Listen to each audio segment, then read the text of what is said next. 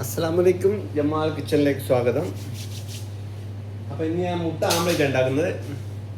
അപ്പോൾ ഇതിൽ ക്യാപ്സിക്കം ഉണ്ട്, ക്യാപ്സിക്കം ഉണ്ട്, യെല്ലോ, റെഡ്, പാലക്ക്, തൈമ് ഫ്രഷ്, കുരുമുളക്, ഉപ്പിടുക, മുട്ടയിടുക. പിന്നെ എന്ത് ചെയ്യുക, നന്നായിട്ട് ആംപ്ലേറ്റ് അടിക്കുക, തിരിച്ച് മറിച്ചിടുക. അത് തന്നെ പരിപാടി.